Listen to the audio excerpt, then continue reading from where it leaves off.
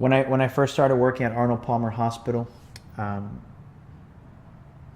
always the youngest on the team has to take call over Christmas. So on Christmas Eve, I got called because there was a young girl, 4 years old, who came in to the emergency room the night before with vomiting and headaches and trouble walking. And when we did some MRIs of her brain, she was found to have a brain tumor. And I remember going into the family's room on the 24th of December to have to tell them that their daughter had a brain tumor and that it was a malignant, cancerous brain tumor. And I'll never forget that the dad said to me, he said, will I ever get to walk my daughter in her wedding?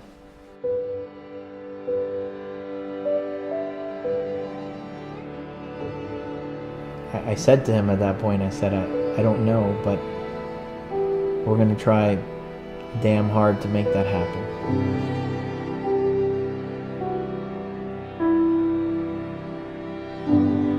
She had 3 surgeries to remove the tumor because it kept growing back.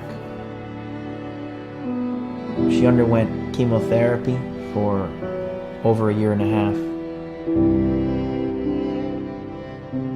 She's been off of therapy now for 6 months, and she's actually doing great. She doesn't have any evidence of the tumor whatsoever.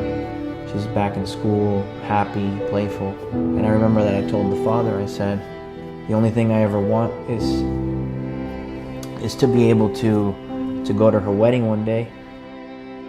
He told me a couple of weeks ago that he was planning to have me walk her.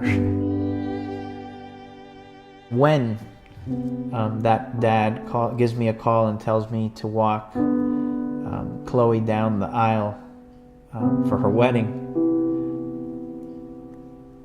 I'll probably retire after that, because I don't think there could be a greater high or sense of fulfillment after that. It's the truth, though. It's just, what else after that?